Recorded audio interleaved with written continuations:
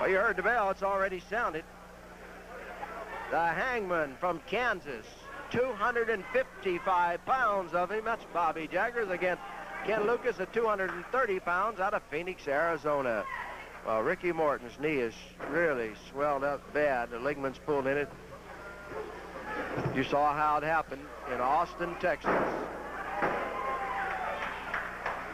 Don't forget, the most popular wrestler contest. We want your vote. 1704 Blanco Road, San Antonio, Texas, 78212 is the zip code. Vote for your favorite wrestler. Drop us a line.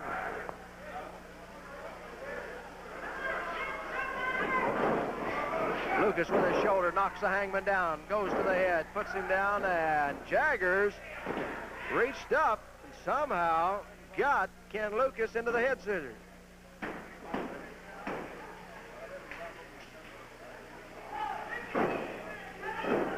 Ladies and gentlemen, I want to remind you that Southwest Championship Wrestling goes around the world to bring you the best in professional wrestling. We come live to your town.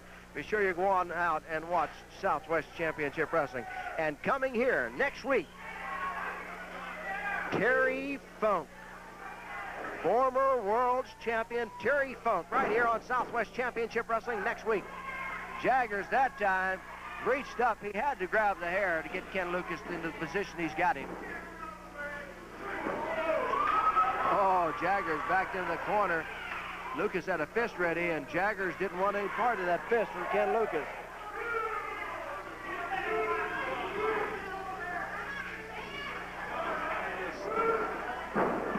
Jaggers puts him down with that side headlock. Another tremendous crowd on hand here for Southwest Championship Wrestling.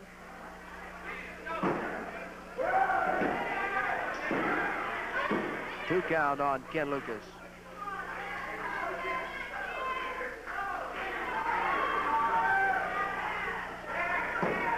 Jaggers' shoulder down. Well, a little hair pulling both ways that time.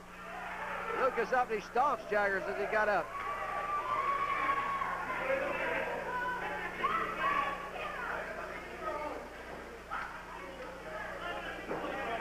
Side headlock by Bobby Jaggers, the Hangman. Fist.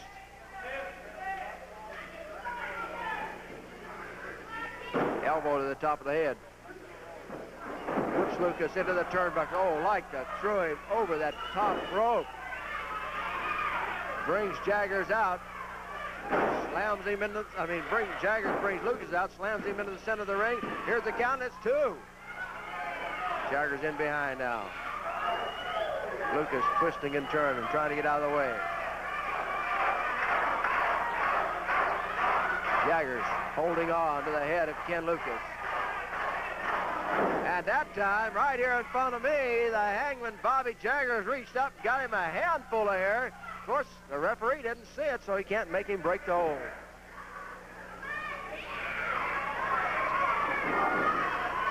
Lucas trying to knock him off. He gets rid of him. Pops him one on the nose, and Jaggers is down.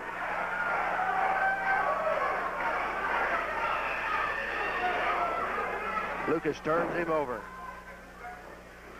Goes high in the air, drops that knee close to the throat.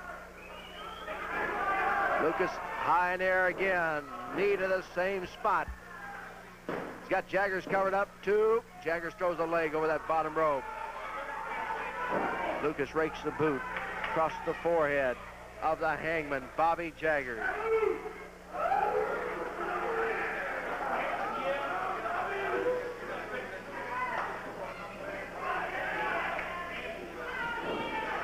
Shoulder tackle, down goes Jaggers.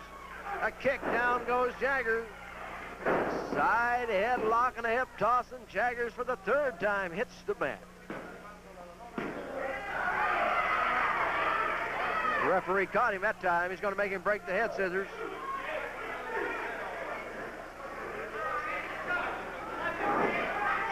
Jaggers with a fist. Jaggers trying to get by with anything he can. There's an elbow to the top of the head of Ken Lucas.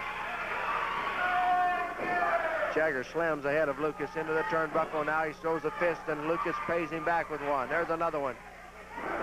Lucas continues to punch. Bounces Jaggers off the ropes, whips him across the ring. Catches him with a sleeper hold. Bobby Jaggers in the center of the ring. The sleeper hold being applied by Ken Lucas. Look out, here comes the grappler. This is grappler number 1. Interfering in a match. Cannot save Jaggers. Sweetan is out after the grappler. 4 of them getting into it. Sweetan taking care of the grappler, knocks him out. He's already knocked Jaggers out of the ring. Ken Lucas is going to be the winner because the outside interference came from the grappler to help out Bobby Jaggers, and Ken Lucas wins it here on Southwest Championship Wrestling. Stay tuned. We'll be back with more of this excitement right after this. We're editing our national television program, and Bobby Jaggers has requested a little time today, so we've taken some time out of the Scott Casey and Tiger Conway Jr. match so that Bobby could have this time. Well, you know, I just want to tell you exactly what my side of this whole thing is. My side was I was pile drived on a concrete floor by Bob Sweetan. Completely subconscious, out of instinct, I tried to pull myself up to the apron, which I accomplished. It wasn't that I didn't want to tag nobody. I didn't know where I was, Steve Stacks. It was out of instinct that I was in that ring. I just knew that I had a partner and I had to help somebody. Then I get in the ring. The man knew I was hurt. He knew I was severely hurt. I put my hand out. He won't tag me. Then he comes in. He busts me over the head with his flagpole. Well, Luke Williams, out of your lies and your deceit, I have turned my back on a lot of people, my family, my friends, for money and for Southwest Tag Team title belts. Well, I got news for you, Luke Williams. That flag you run around with is so precious and dear to you. What would happen to you if you didn't have it anymore? What would happen if something happened to that flag, Luke Williams? Just remember that.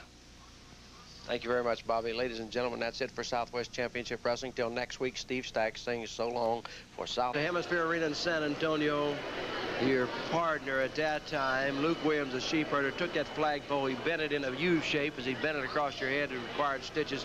I didn't think he was ever going to be able to get out of the ring. He had to be carried out on a stretcher anyhow. Well, you know something, Steve Stacks? I've been in professional wrestling for a long, long time. And that's the first time in my life I've ever been carried out of a wrestling arena. And I got news for a lot of people. You know, I've always been a tag team partner of a man that asked me to be his tag team partner. I've always been a partner.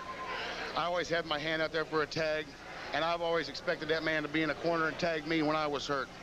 As you saw what happened in San Antonio, Texas, I was dropped on my head on a cement floor by Mr. Pile Driver Bob Sweetan, who's probably one of the most rugged people in professional wrestling. I had my head busted open. I was semi-conscious, Steve, but I still knew instinct to get me up in that ring, get on the apron, and help my partner out. What does he do? He tags me. He throws me in a ring, and I still tried to get back and tag him. He walks off and leaves me. I'm asking him why. I'm asking him why. What does he do? He bends his flagpole over my head. Well, you know, I've done a lot of things, Daddy, but he's in my rule territory now. He's in my area. And I got news for you. When you want a piece of Bobby Jaggers, what he did is he woke this big cowboy up, Daddy. He woke me out of a deep sleep, and now he's got to live with it. That man right there has got to live with me, because I'm going to be his destruction. I'm going to send that man right back to New Zealand where he... Well, Luke Williams, the sheeper. No, that's fight. No, that's fight. No, hey, Jaggers has got a chair. Oh, the sheeper. Oh, the sheepherder taking that flag, knocking Bob Jaggers. He gets him, knocks him out onto the floor. The sheepherder has taken that flag and hit Bobby Jaggers with it 4 times. Jaggers is knocked off the stand here, the announcer's stand, and Luke Williams is going crazy into the ring. Let's go there. We'll keep an eye on Bobby. Luke Williams looked like he lost it all. He's been looked like about half crazy all the time since John Boyd had that automobile wreck, but I think he lost it all here tonight. Bobby Jaggers is out cold right here below me. Well, you know, Bobby Jaggers has done a lot of bad things, but I don't think he deserves what he's getting from the sheepherder, Luke Williams. Williams in the ring now, as he is really punishing Luke Hatfield. Jaggers is out cold. Right here below me. I don't believe Bobby Jaggers is going to be able to get up and walk out here again. He took 4 blows with that still fight. that supports the New Zealand flag. Here's Williams with a slam. Williams going up on that middle rope, diving off there right across the throat of Luke Hatfield. Sheepherder's got him down. There's a count of three. A count of three. And a Sheepherder quickly eliminates Luke Hatfield here on Southwest Championship Wrestling. And ladies and gentlemen, Bobby Jaggers is still out here on the floor being attended by Joe Blanchard as the fans began to chant USA. Bobby Jaggers has not stirred a bit. We're going to have to get a medic out here to take care of him because Bobby Jaggers took 4 big blows from the steel pipe that supports the New Zealand flag, which is held by the Sheepherders.